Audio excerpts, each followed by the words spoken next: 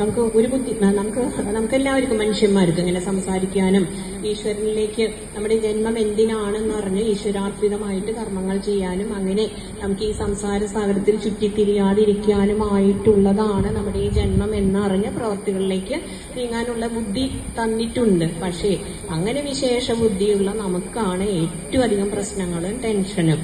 അപ്പോൾ ഭാഗവതത്തിലൂടെ നമുക്ക് പറഞ്ഞു തരികയാണ് നമുക്ക് എങ്ങനെയാണ് നമ്മുടെ ജീവിതം എങ്ങനെയാണ് നയിക്കേണ്ടത് എന്നുള്ളത്. അപ്പൊ ഇവിടെ 4 പ്രകരണങ്ങളാണല്ലോ 4-ാം സ്കന്ധത്തില്: ധർമ്മം, അർത്ഥം, കാമം, മോക്ഷം. അപ്പോൾ ധർമ്മത്തിലൂടെ നമുക്കിപ്പോ പറഞ്ഞു തന്നു എന്താണ് ദക്ഷിണാർത്ഥി കൂടെ നമുക്ക് പറഞ്ഞത് ഈശ്വരീയ ബുദ്ധിയാണ് വേണ്ടത് എന്നുള്ളത്. അപ്പോൾ പാരക്യ ബുദ്ധി ന കുരുതേ എന്ന് പറഞ്ഞിട്ടുണ്ട് ഇവിടെ.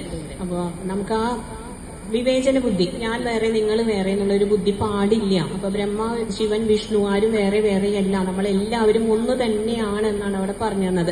അങ്ങനെ പറയുമ്പോൾ എന്താണ് ഉദ്ദേശിച്ചത്? നമ്മളെല്ലാവരും ഒന്ന് തന്നെ, ഞാനും നിങ്ങളും എല്ലാവരും ഈ കാണുന്ന സകല ചരാചരങ്ങളിൽ ഒരു വേദനഭാവന പോലും പാടില്ല.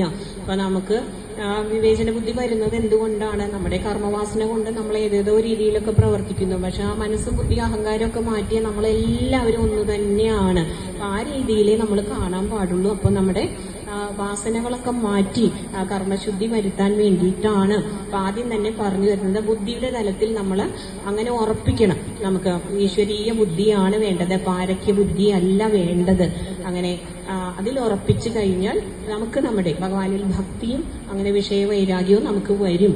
അങ്ങനെ വിഷയങ്ങളിലുള്ള ഒരു രാഗം ദ്വേഷമൊന്നും നമുക്ക് വരില്ല എന്ന് പറഞ്ഞു തരികയാണ് ചെയ്യുന്നത്. അത് കഴിഞ്ഞിട്ട് നമുക്ക് പിന്നെ എന്താണ് പറഞ്ഞു തന്നത്? ധ്രുവന്റെ ചരിതം കണ്ടു.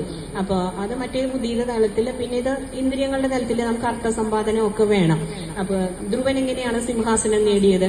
അതും അതെ, ഭഗവത്പരമായിട്ട് അങ്ങനെ ഭഗവാനിലെ തപസ്സൊക്കെ ചെയ്തിട്ടാണ് സിംഹാസനം നേടിയത്.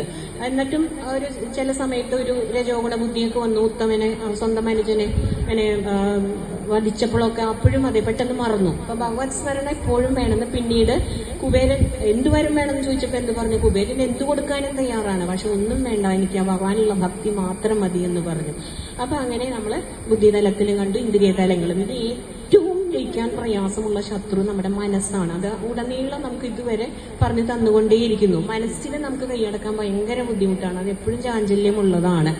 അപ്പൊ മനസ്സിന്റെ സമ്പത്തില് നേടേണ്ടത് ഉൾസമ്പത്താണ്. ആ മനസ്സിനെ നമ്മൾ ഈശ്വരാർപ്പിതമാക്കണം എന്ന് കാണിക്കാൻ വേണ്ടിയിട്ടാണ് പൃഥുവിന്റെ. അപ്പോ ധ്രുവൻ എന്ത് ചെയ്തു? സിംഹാസനം നേടി. അപ്പൊ നേടിയ സിംഹാസനം അതിലെങ്ങനെ നമ്മൾ ഇപ്പൊ നമുക്ക് ഏത്